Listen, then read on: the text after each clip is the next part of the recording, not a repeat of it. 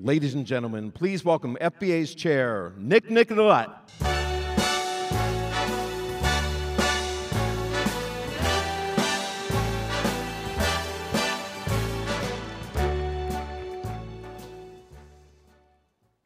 Good afternoon, everyone, and welcome to the closing general session of FPA Boston 2008. It's been a great few days filled with all kinds of revolutionary thinking and inspiration.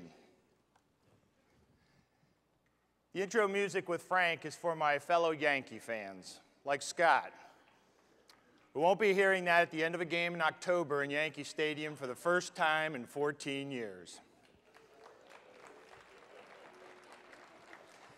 I could see you all feel my pain. It's joy for some and sorrow for others. But alas, mixed emotions are part of life, aren't they? From personal interest to family issues, and even, I found, in our chosen financial planning profession. I've had a wonderful journey so far, spending nearly 25 years, half my life, as a CFP practitioner. And I've enjoyed 6 amazing years on the national board. Being married to a beautiful woman, having 2 teenagers, running an ensemble financial planning firm with 2 partners, and being involved in the establishment of a recognized profession have definitely kept me busy and been an adventure. My story, perhaps like yours, includes opportunities, challenges, joys, sorrows, and endless possibilities. I can't think of any work more fulfilling than being a financial planner. It's been a great, rewarding career, but it's so much more than that. I think about the joy that stems from the lives touched over the years and the impact that we have on each other's lives. Consider my kids, who, as many of you know, have been an important part of my journey. I don't think I can fully convey the joy I feel when I hear my son Dan explain how he's working on a project that instills confidence in younger kids and inspires them to help older people in the community. Or when I'm on the receiving end of incredibly reassuring words from my daughter Steph when I've been struggling with a tough patch of life. It's pretty impressive for 2 teenagers, huh?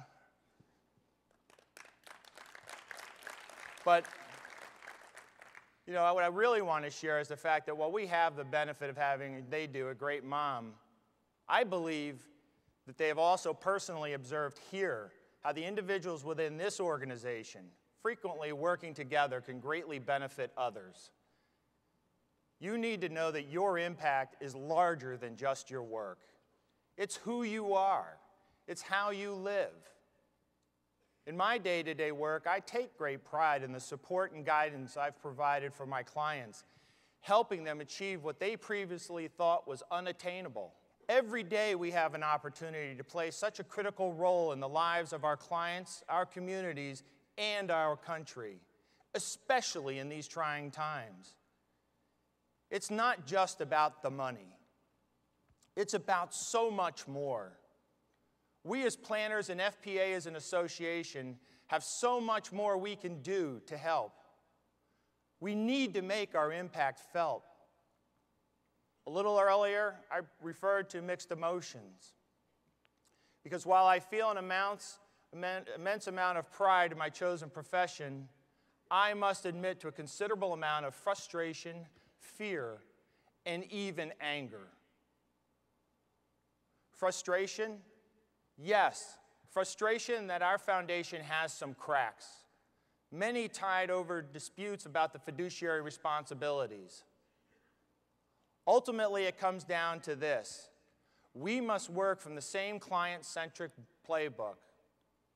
If we don't band together on this, those cracks could lead to a resounding, painful fractures even within this room. Fear? Yes, fear.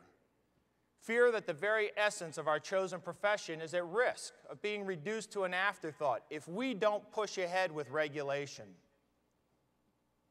Otherwise, financial planning may be reduced to something like a style choice, not a highly valued profession that follows a clearly defined set of rules and standards. And anger?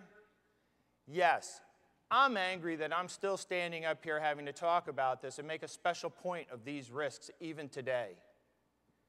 They're out there, and they've been out there for a while. I've watched various factions at work that may derail the great potential we have. Some internally in our own community, and some outside. Some see this as a battle for business.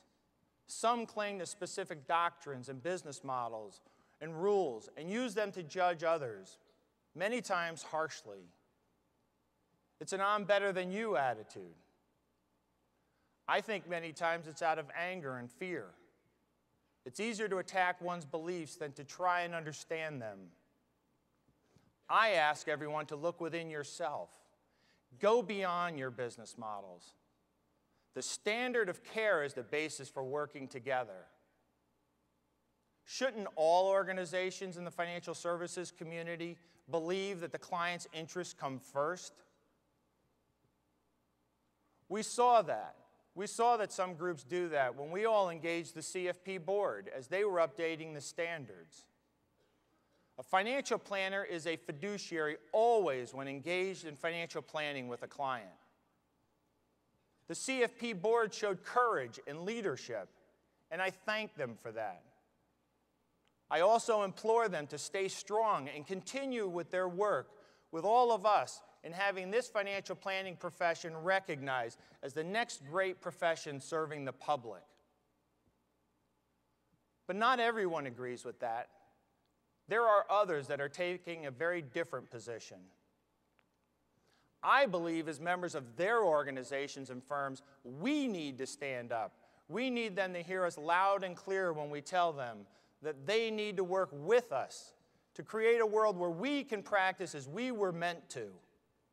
They need to join us, not divide us. We need unity for the well-being of our clients. And quite frankly, to thrive in this very difficult economic and regulatory environment. These organizations are supposed to serve us, and if they don't, we need to act accordingly. This is not up for negotiation. Work with us, not against us. We need unity, not divisiveness. In the end, we all have a decision to make. Sit on the sidelines and watch as everything unfolds, both for our profession and the world.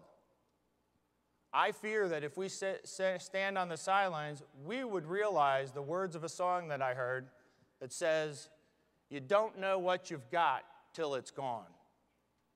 Well, I, for one, don't intend to see that happen. We need to stand up, step up, and take action together. We need to be unified and tens of thousands strong. The time is right to effect change. The public is demanding accountability. The public wants someone they can trust. I believe we are at the point of a major breakthrough. After Chuck Yeager broke through the sound barrier and landed, he was asked by reporters how it felt. He said the cockpit shook the most before he broke through. And that's where we are. We are getting ready to break through if we are courageous enough to keep pushing, willing to take the challenge, willing to stand together and do the right thing, serving the public in their time of need, and give them someone they can completely trust. Please remember this. If we stand together, we can accomplish even more amazing things. Today, tomorrow, and into the future. Over the years, I have said many times how I am blessed to be part of this group on this journey, incredibly appreciative of how it has changed my life. I love it, and I'm not afraid to say that I love all of you for who you are and what you do. And I want to thank you for your time, attention, and dedication to FPA and our profession. Thank you so much.